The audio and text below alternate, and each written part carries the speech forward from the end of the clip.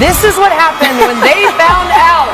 They got the #1 overall pick. The excitement, the cheers, the smiles, big things coming potentially for the Indiana Fever. Again, back-to-back #1 overall pick. Due in large part to the presence of young superstar Caitlin Clark, but also because they led one of the biggest turnarounds in the league this past season, Indiana has been developing and getting better for the past 2 seasons and found themselves in the 2024 playoffs, exciting fans along the way.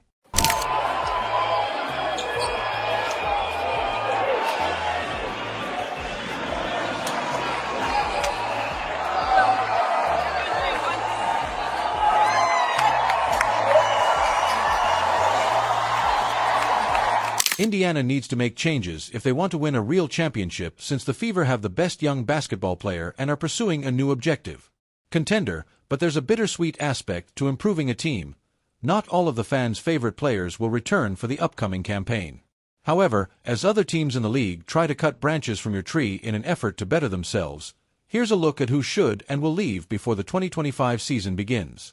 Kelsey Mitchell of the Indiana Fever has made it clear that their top priority in free agency is the 2-time Kelsey Mitchell, an all-star.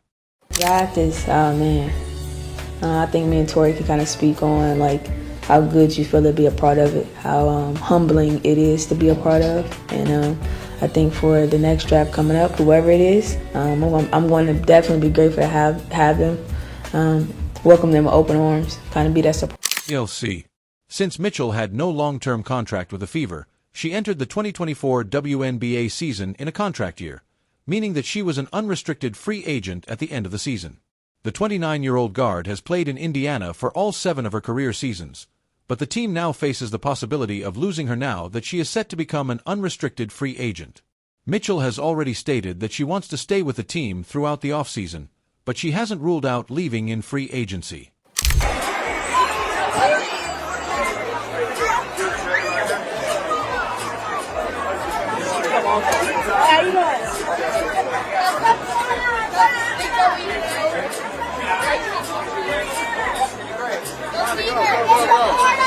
In the backcourt, Mitchell Rose starred him alongside her running mate Caitlin Clark.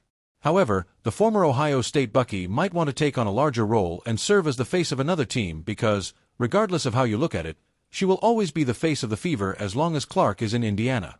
Mitchell is not a restricted free agent, so the Fever cannot keep her by matching bids from other teams. Instead, they must outbid other teams and present a strong argument to keep her as a backup, which could be difficult given everything she has contributed to the franchise. Williams bricks it. Clark another rebound. Tosses ahead. Wheeler extra feed. Oh, that was pretty.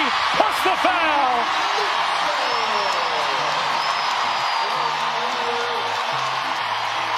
Defense on one end where Leah Boston came over to help, and then just a beautiful. Meanwhile, Mitchell's career appears to be going well in 2024 as she recorded her second highest rebounding and 3% outputs, her lowest number of turnovers per game in her 7 seasons, and a career high points per game and field goal percentage. And here is Jones. Denial at the rim. Sent back by Fagbenle. She's going to try her luck on the offensive end. Fagbenle ducks in and finishes. How about that back-to-back? The block and the bucket. Thus, she has a special chance to capitalize on her fame and serve as the driving force behind a WNBA team that might require one. Fagbenle able to get in and get the basket off the in. Phenomenal answer and question by Mike Tebow and Holly Rowe. Since Pammy Bennell doesn't stretch the floor or protect the rim, she is a restricted free agent this offseason, and Indiana may prioritize using their cap space elsewhere. As a result, the Fever will probably look for a better fit around Clark to use off the bench. After 4 seasons of playing only overseas, she battled injuries but still managed to average 6.4 points, 4.7 rebounds, and 7 blocks in 18.9 minutes per game, but it's difficult to predict how much of a commodity she will be. We saw Temi, I think, with like a cast. Any updates you can provide on her? Yeah, she's going to get to the doctor, I think, around the 5th, and they're going to look at it and see kind of where she is, and hopefully. Although she didn't play in a WNBA game during the previous 4 seasons, she did play the most minutes per game during her career and consequently had her best statistical outputs across the 5 major categories in her career. She played for the Lynx for 3 seasons from 2017 to 2019 before joining the Fever this year. The Fever will have options and have the right to match any offer she receives in the WNBA. They anticipate that she will find a new home this offseason as Indiana looks to use their cap space elsewhere. Tonight. Yeah, they worked on it. It's about all they worked on, I think, the last couple of days. Oh, how about a banker for Wheeler, way outside. Fog Bentley has only played in 991 career games since being drafted in 2016, and Indiana needs experience next to Caitlin Clark and Aaliyah Boston, especially since someone like Kelsey Mitchell leaves, so she could let her move and look to sign a player who is a little more dynamic and has more WNBA experience under her belt with the addition of. Yeah, and also to piggyback on that, like, we don't condone any of those things. For the more you know, eyes been on us since C got drafted. So for us, our ears been blocked out longer than most people, if that make any sense. So, like I've said a comment before, like, it's a lot of things that try to come in this building and to pull us apart that we just didn't let. However, we probably got it too. We just don't care about it, because what's important is this organization and us winning games, and that's what we did. So, but for the most part, we don't condone that. I don't care about it. Wheeler, Erica the experienced guard, is another player with whom Indiana may part ways. Former All-Star Erica Wheeler will also be a restricted free agency when the window opens on January 21st. Wheeler averaged the 9th most minutes per game in 2024, despite being the second highest paid player for the Fever in 2023. The 57 guard went from starting in 2023 to backup. Because she was only allowed to play 14 minutes per game, Caitlin Clark averaged 9.9 points, 5.0 assists, 3.0 rebounds, and 1.1 steals in 6.8 minutes a game as their starter in 2023. This was her lowest statistical output since her debut season in 2015. Fever fans have been wondering if the rumors about her possible departure are real, but the news is not shocking because she has traveled a little during her 10-year WNBA career, so nobody should be surprised to see her on the move once more. The 33-year-old hopes to earn much more than Indiana is willing to pay, and she anticipates the team to move on and use that cap space on a player who is a better fit next to their 22-year-old superstar. What can you kind of walk us through your season? Because there's some highs and lows. It felt like there was a turning point, maybe at that illness, and then you're out a few games, and then minutes started to dip. What kind of happened there and impacted your season? Yeah, I can honestly say this was the toughest season I've ever had. As a player, as a person, so many different things. Wheeler is just finishing up the second season of her second stint in Indiana, and it is evident that she is not yet ready to commit to her future with the Fever. During that time, the 5 feet 7 inches guard averaged 3.6 points. With the changing of the guard in Indiana, the 33-year-old, who finished the previous season with 1.4 rebounds and 1.8 assists in 14.0 minutes per game, may be close to retiring or may attempt to salvage 1 or 2 more years from her erratic career. A seasoned player like this is unlikely to be retained by another organization. Fever needs a veteran presence on the court, especially someone who can contribute on the defensive end of the ball, even though they may want a veteran to coach some of the younger guys off the side. Wheeler's finest days are over, and even though she made a strong contribution the previous season, she might be leaving this offseason.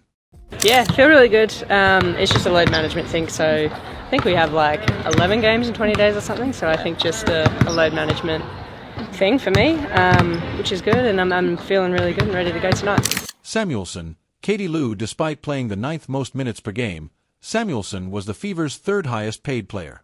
The 6'3" wing missed the 2023 season and has had trouble recovering. She did not participate in the playoff rotation and averaged just 4.3 points per game on 34.9% shooting from the field. The Fever sought to find a team willing to take on Samuelson's contract, which expires in 2025 at $10,250. She was a star at UConn but has struggled to meet those. Although the 27-year-old doesn't play enough defense to be a good match surrounding Clark, heights in the WNBA should get better in 2025. Davik Clark finding a deal for Scribbler won't be simple, but teams will have space for growth. When the Golden State Valkyries join the league, the Fever should look into the market to increase their chances of competing. Greetings from Seattle, which is now ranked 7th in the nation for the greatest locations to live in the city, with directions Principal Paul's business endeavors and his entrepreneurial traits serve as an inspiration for downtown life. You don't see Ionescu get chippy like that, slapping the hand away of Christy. She's frustrated. See you next. Like Samuelson Wallace, Christy Wallace should not be allowed to return after going from reserve to starter to out of the rotation this season. The 5'11" guard played a 20-minute stint for the 2023 Fever and was a brilliant floor spacer. Your role kind of changing a lot throughout the year or two to be the player that you maybe hoped or wanted to be this year? It was really hard because coming in, there was a lot of different conversations of how it was going to play out. So just it fluctuating throughout the season, it was a lot of highs and lows. Go James and Chloe.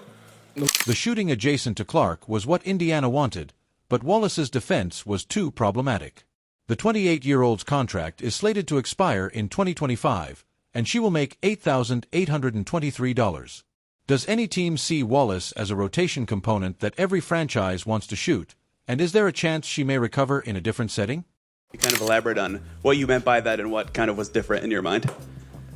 Well, I mean, everybody comes into a season thinking they're going to have this outstanding, accolade, achievement, season. So, I mean, I feel like I didn't get to do as much as I wanted to do. I didn't get to contribute as much as I wanted to contribute. No. Lisa Smith, although Smith was mostly a starter, her output declined in the third season. The 604 forward averaged 15.5 points and 9.2 rebounds in 2023, but her shooting attempts were far worse with Clark in town. Following the first decline, MCN Jr. remained a safe haven and started making threes. Although the 24-year-old is a bucket, her inability to defend and shoot makes her a dubious fit in Indiana.